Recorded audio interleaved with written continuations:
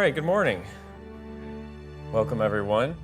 I'd like to welcome our visitors. Good to see you, especially Quinn and Gabby. I'm glad you guys are able to be here for this. So as we know, I'm talking about courtship, and I'll just say one thing. When Justin was walking up here, I thought, oh, good, Justin won't ask me for my title, and there we go. We see what he did. Anyways. So the reason I've been trying to guard, I was not really sharing with people what I was talking about because I wanted to maybe be able to defend myself slightly why I've decided to speak on this topic. And so the title of my message today is Kingdom Focused Courtship. And that's where I got the initials KFC from. And that was really special to me when I saw that. So first of all, why am I using the word courtship? We don't really use the word courtship too much in our circles. And the reason why I chose that was just to differentiate between the practice of the world and the way of the Christian. I believe there's people out there that they hear the word courtship and they hear the word dating and they associate dating with, just what the world does. But so I'm using the word courtship for this message.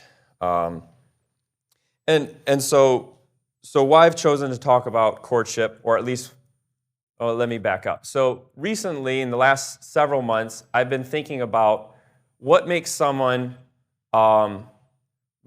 me the credentials to be able to talk on a certain subject. And I've talked to Kevin about this, and I've been thinking a lot about, why would anybody listen to what I have to say?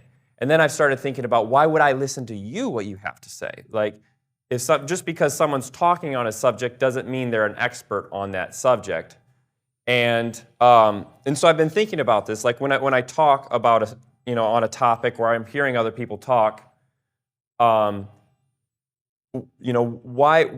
what experience do they have, and what gives them the credibility to be able to talk on a given subject? So probably my main defense would be that I have a godly wife. And I think that is really, if my wife was a shyster, or whatever, I wouldn't be up here talking about how to choose a godly partner. And so I want to thank my wife that I'm able to talk about choosing a spouse and how to choose a spouse because of her godly example. Right before, it was on Thursday, so our work day was on Saturday, and I kind of panicked because I was like, is it weird for a 28-year-old guy to talk about courtship? And I asked one of my brother-in-laws just randomly, I said, what would you think if some 28-year-old guy, had a sermon on courtship? He's like, it's not a problem. And I said, it's too late now, but I all of a sudden started panicking, and he's like, well, better than a 50-year-old who hasn't done it for 30 years. And he says, now, if you just got married 6 months ago, then I'd probably, a little hesitate. So I'm at that sweet spot right now. So I want to take advantage of that. Okay, so today I'm going to be telling you my story, and along the way, I'm going to stop periodically for some quick lessons on courtship. And I haven't done everything perfectly, of course, and so a lot of these examples that I'm using, I'm trying to give a positive vibe for what to do for courtship. And these are examples of things that I've done that I found helpful that I like to share with you for the courting couples and also for the young people, that we can set a high precedent standard in developing godly relationships. So I wrote a lot of my story out, and I'll probably just go ahead and read that. And I'm excited also, the more I get to, I'm in this congregation, the more I realize I don't really know all of you, and you don't really know me. You don't really know my background. I don't know a lot of your background. We come from diverse backgrounds.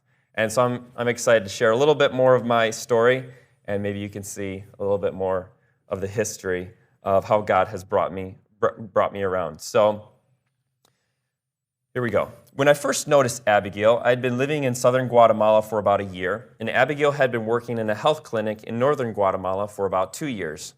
We both worked for the same organization, so I would see her occasionally. I had known Abigail was a nice girl, but I did not consider her to be an option. At that time in my life, I developed some strong convictions on how Christians are not to accumulate wealth. I felt strongly about that, but I didn't know many Christians from the States who believed the way I did. 2 criteria for a wife that I had was that she would be willing to go on the mission field and also willing to live a simple Christian life. I didn't know this at the time, but Abigail had a criteria that her future husband would believe in kingdom economics as well. Too bad she's not up here for this, but she told me after we were married, she said, "Zach, I had always said I wanted to marry a poor man. You are more than a dream come true." Anyways, I thought Abigail was just another rich Pennsylvanian girl, so she was off limits for me. The fall of 2016, I was to fly home from Guatemala for furlough. I was at the mission headquarters ready to book my tickets to fly home. And at the last minute, I decided to check the mission calendar to see if I would share my flight with anyone going back home. Abigail was scheduled to take the same flight that I was ready to book. I did what any brave, dashing young man would do. I rescheduled my flight for another day. When I was home on furlough, I decided to go to the library and do my research. I didn't have internet at that time, so we used the library. I had found out what church Abigail attended, and I went online to see if I could find something about what they believed. To my surprise, they believed in non-accumulation of wealth. This was quite surprising to me, as I didn't know many people who believed that way, much less a whole congregation. I took this as a door starting to open.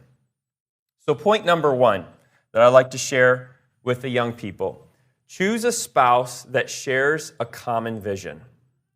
A great vision for a young couple is to unite over the historic faith. At the time, my focus of non-accumulation of wealth was a desire to radically follow Jesus. I believe that the historic faith gives a complete vision for what I was seeking as a young person. Sharing a mutual goal will make a couple be united. It will give them purpose that will carry them through the difficult times. And I believe that sharing a mutual goal applies as the same as well, even in worldly situations. It doesn't have to be a Christ-centered goal, but in relationships where people are united in a common vision, they're able to it bonds them together. After my 1-month furlough was over, I was back in Guatemala, quickly getting used to the idea of asking Abigail out. The only problem was that Abigail's time in Guatemala was coming to a close, which meant she would be going back to Pennsylvania in a couple months.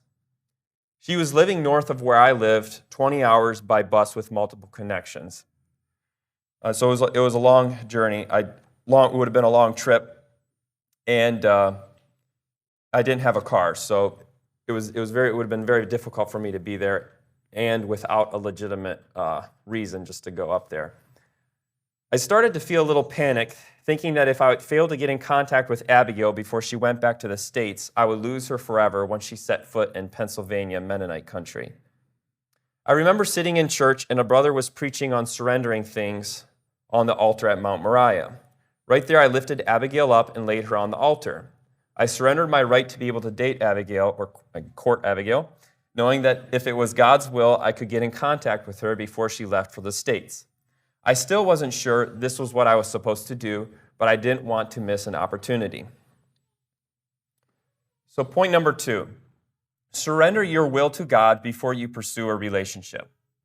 I believe that a single person should learn to find contentment and joy in their current situation before they pursue a relationship. Marriage won't necessarily make you happy. It will make you happier, but it won't make you happy.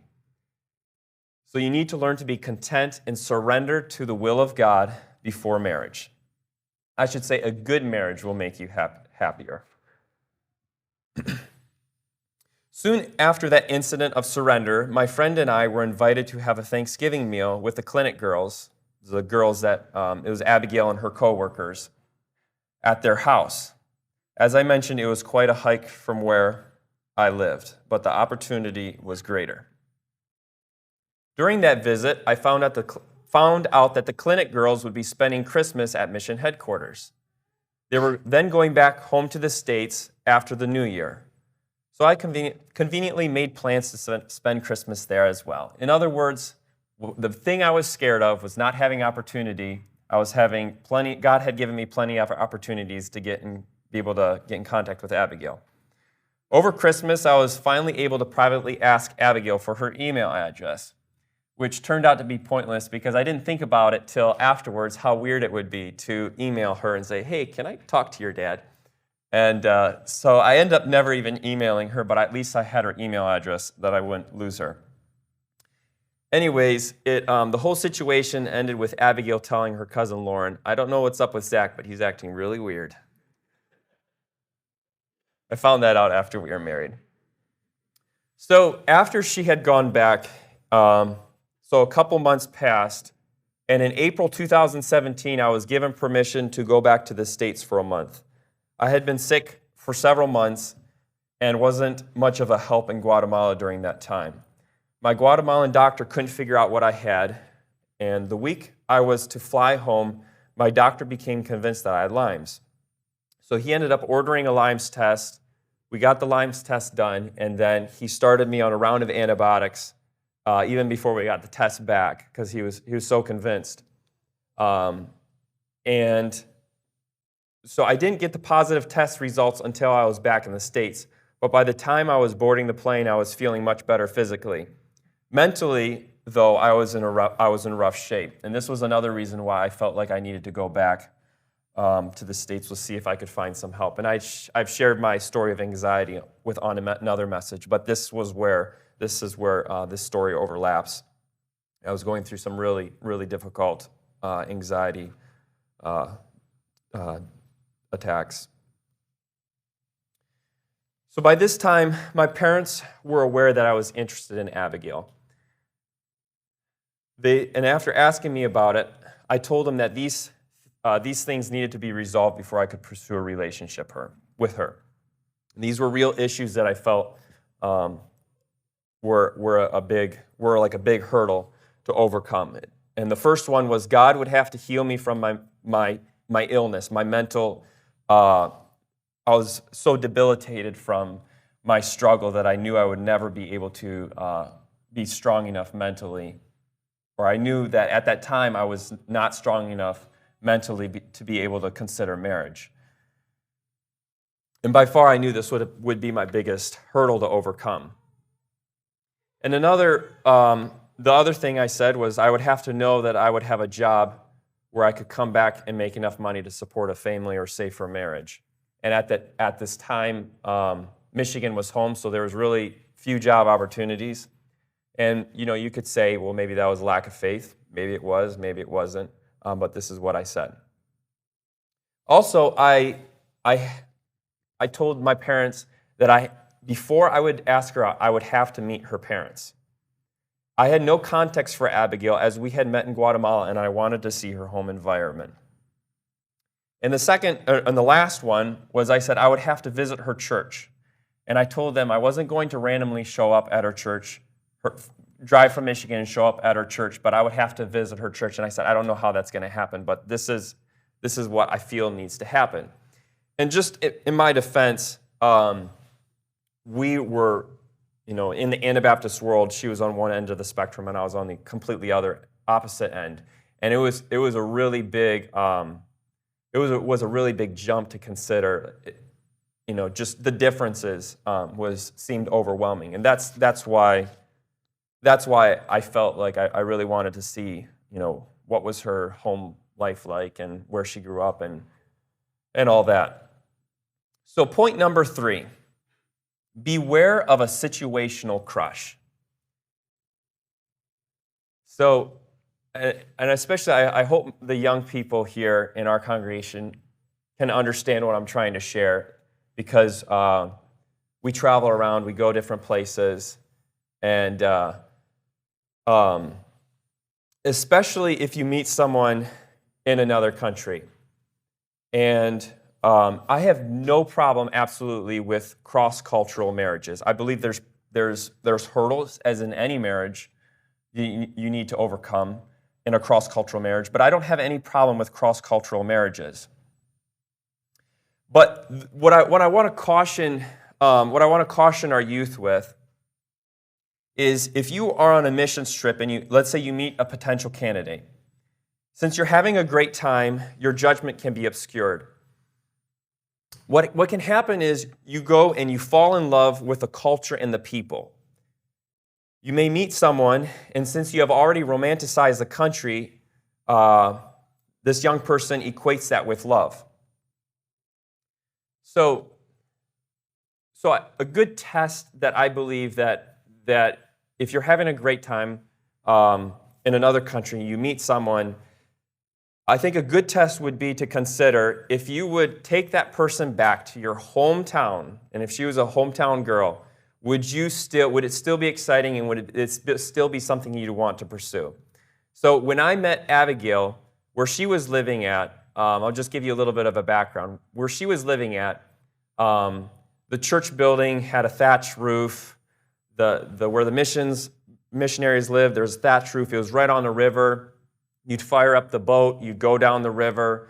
Sometimes you go down the river. You could take the road. But to pick up the clinic girls to bring them to church, you go down the river on a boat. There's alligators, all these wildlife. It was like a jungle type of thing. It used to be jungle, but cleared for cattle.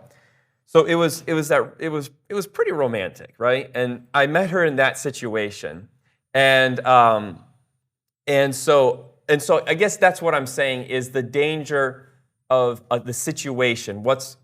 Just be aware of that is what I'm trying to say, of a situational crush. And so I don't know if that makes sense, but that's just a rule to do, is to think about if you would end up marrying someone and then moving back to your hometown, would that still be exciting and still be worth it? So point number 4, don't tempt the Lord.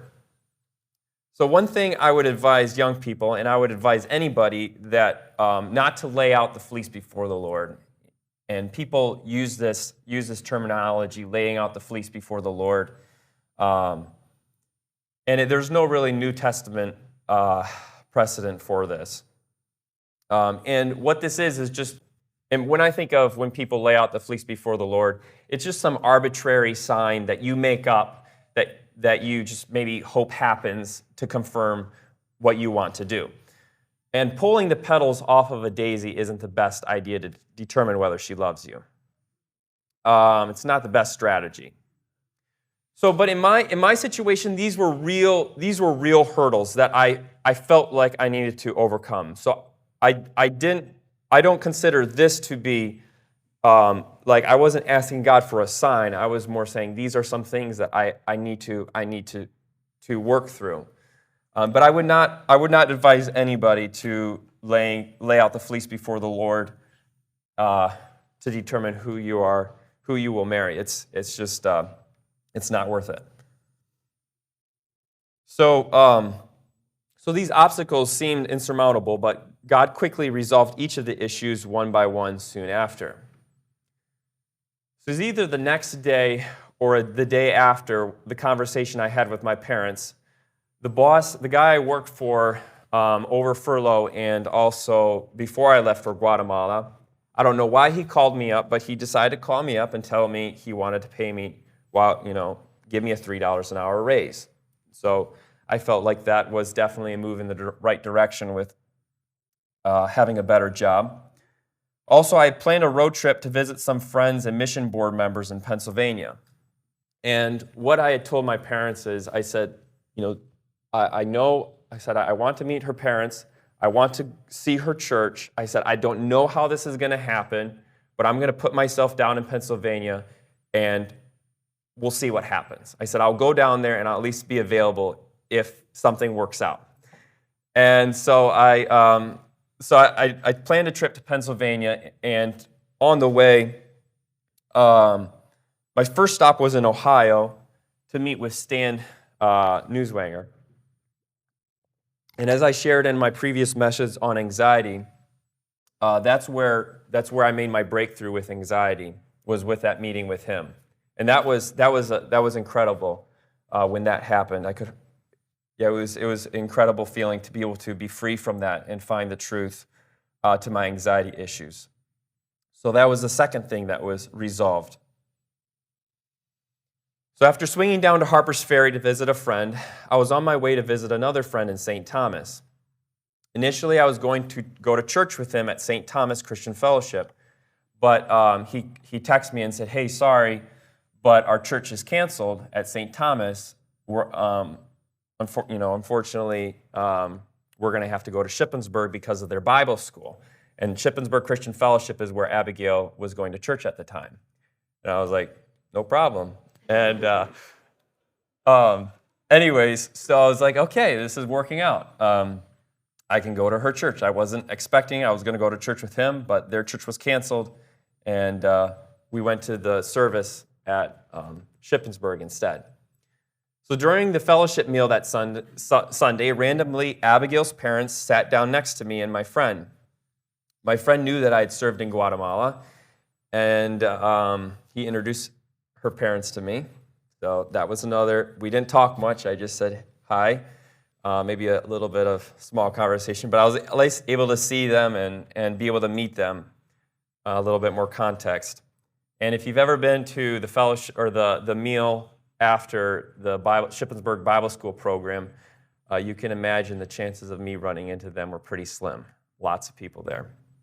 So I feel like God worked all those issues out for me and increased my faith in what He can do in our lives. So I was here at the end of the road trip to Pennsylvania, and the seemingly impossible obstacles God resolved on one trip.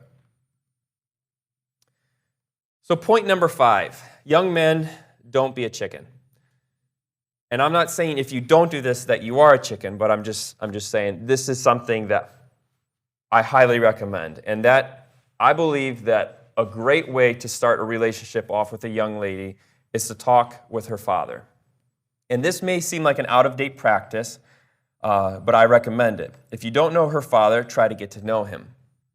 A week after my trip to Pennsylvania, I knew it was time to pursue a relationship with Abigail.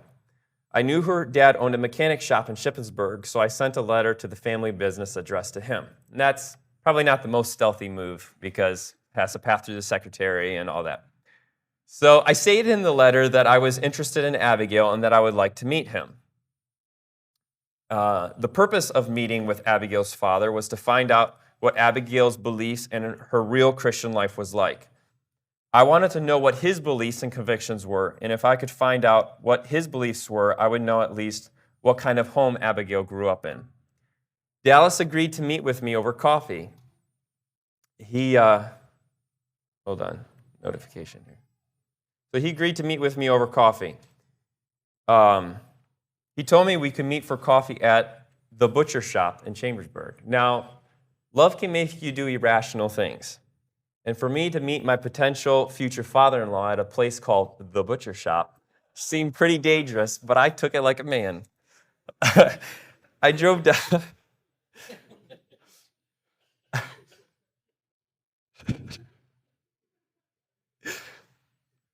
I wasn't funny at the time.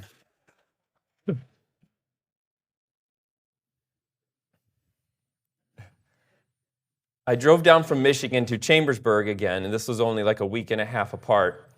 And I had a long talk with him. And I found it to be really helpful to get a peek into Abigail's life and also to establish a relationship with her father. He talked to me straight for 3 hours, which was good because I would have been hard for me to carry a conversation. I was so nervous. Point number 6. Listen to how they chew their food. So what do I mean by that? I heard someone give this advice to dating couples. Listen to how your partner chews their food. Really, really pay attention and try to hear any noises that they're making. Because once you are married, those noises will be amplified 100 times. The point is, the married people know, I can understand the joke. The point is that during courtship, you naturally ignore and miss the flaws and annoying habits in the other person. And when you are married, those flaws and annoying habits become exaggerated. So this is what happens naturally, is that you just brush over the annoying things and the flaws and all those things. And then when you are married, those flaws and those failures become even a bigger thing than what they really are. And I believe this is the opposite of how it should be. Courtship is not the time to ignore the other person's flaws, but to seriously consider them. Once you are married, that is when you overlook flaws and failures. Don't brush things off and think you can change the other person once you are married. That's not what marriage is for. Another thing I would encourage any dating couple to work through would be to work through their differences while you are courting. It allows both of you to see whether the other person is willing to listen to your point of view. The important thing is to see whether you are able to work your differences out together. And that's what to me matters more than anything, is it doesn't really matter how varied your background is. Can you work together? Can you work out your differences together? Or do you just push things under the rug and not address the issues? And I want to give a huge shout out to my wife. I really put her through the grinder when we first started dating. I was still in Guatemala, and so the first email that I sent her, once I had asked her out, and we were going to email back and forth. Actually, Abigail came to Guatemala. I forgot to put this part in, but Abigail came to Guatemala for Craig and Audi's wedding. So she was back in the States. She came to Guatemala for Craig and Audi's wedding, and then I was able to personally talk to her then. So there was another thing so thank you, Craig, as well, if you're listening. Like I said, I really put my wife through the mill when we first started dating. And one of my first emails was, so what do you believe about this Christian concept? And she emailed me back, and then we had it was pretty intense. It was more about what we believed and all that. But at the time, I was determined not to let our relationship progress too far and become emotionally attached too quickly before we were able to talk and discuss differences in our background and Christian beliefs. So like I said, it was pretty intense courtship in the beginning, or at least emailing each other first couple months, but it seemed like that wasn't going to be an issue, so we were able to move on past that. And I may have taken it a little extreme. So I would say, don't pattern your courtship after my courtship, of course, but I think it was really good that I was able to put Abigail to the test, because at least I know she was able to, looking in retrospect, I can say, well, Abigail was able to handle maybe my intense extremeness. So she was able to put up with it and didn't just drop me right away. So yeah, don't become emotionally attached too quickly before you can talk about deeper issues. Point number 7, who is the woman's head during a courtship? And this is something my wife taught me during our courtship. That I was not her head. Her head and who she was responsible to was her father. And courtship is a time for a woman not to submit to her boyfriend, but for a woman to submit to her father. Courtship is a time for a woman to prove her submission to her father, not to her boyfriend. Now, there may be a transition period during engagement or something like that, but in the end, a woman's her leader in courtship is still her dad and not her boyfriend. Point number 8, purity during courtship. There are many things that are understood to be unacceptable in a kingdom-focused courtship. No hugging, kissing, or any other intimate contact. So I'm a big proponent of a no physical contact courtship. There may be nothing wrong if a couple holds hands. But once you hold hands, it's easy. It makes it easy then to sit close together on the sofa and so forth. In a kingdom-focused courtship, respects the other person's body knowing that it's not yours. And my wife and I found this out during our courtship, that it's easy to just lean into each other or slide closer together on the sofa or so forth if you give way to a little bit of physical like holding hands or something like that. And for us, we decided that we needed to make a clean break and that any physical contact was breaking our rule. And so that, if we were, sitting close together and touching that way, we had no doubt in our mind when we stepped over our boundary. And this was a battle. This was a battle for us. And of course, I would make exception for shaking hands as being acceptable, culturally acceptable as well. So I have no problem with that. And so all you young people and dating people, and I'm really proud of our dating couples, by the way. I'm not criticizing anyone. I just want to share this with you. When you date, you get lost in your own little world. You think you can be discreet and act casual about how mushy you are. Just because you act casual and act like this is normal doesn't mean you'll fool everyone else. I want to let you know that everyone is watching you. After courtship ends, either one of two things have happened. After a courtship ends, either one of two things have happened. So number one, the couple has broken up, or the couple has gotten married. Either just one or the other. So let's look at one scenario. This is a relationship that will eventually be terminated. This couple, throughout their courtship, has not been quite sure of their relationship. So they really don't get into trouble because deep down they know this relationship isn't going to last.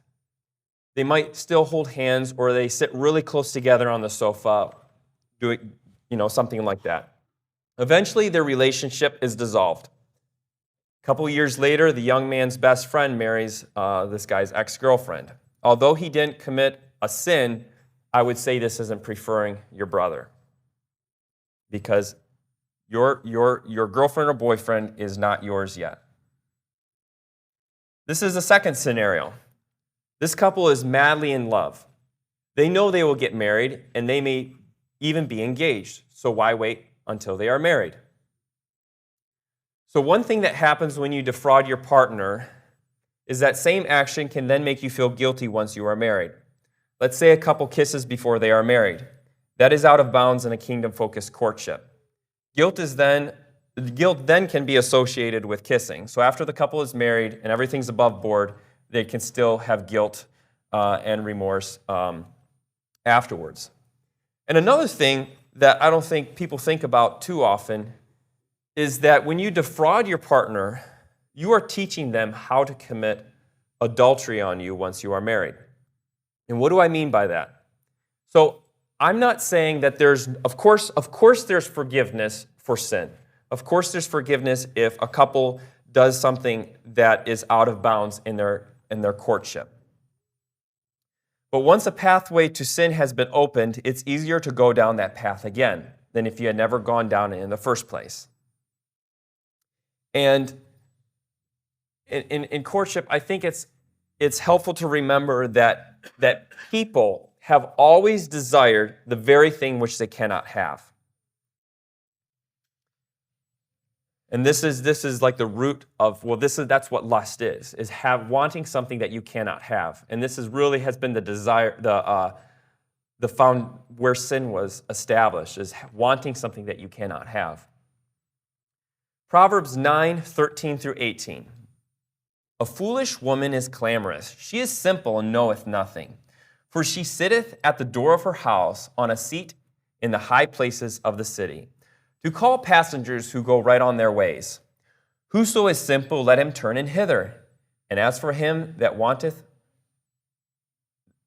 understanding, she saith to him, stolen waters are sweet, and bread eaten in secret is pleasant. But he knoweth not that the dead are there, and that her guests are in the depth of hell. Intimacy outside of marriage is exotic and exciting. But that cultivates an appetite in your partner that you do not want them to have. And that's my point is, you're cultivating an appetite. When you're married, you've cultivated in your courtship, if you've done some hanky-panky or whatever it is, you've cultivated an appetite in your partner. And like I said, there's forgiveness, of course, but that's something we, as in a kingdom-focused courtship, we want to steer clear from. Along with that, it doesn't promote trust in a marriage. So, in conclusion, wrapping up here, I've talked all about how godly and spiritual your potential partner needs to be and how you need to be, all this from the spiritual aspect. But one clarification I want to make is, don't marry someone just because they are a Christian. There are Christians out there you can marry. There's many Christians out there you can marry, but marry that person because you want to. Because you want to spend time with that person, because you're attracted to that person. I hear people complaining and saying how picky girls are. Girls and guys, be as picky as you like. It's your choice.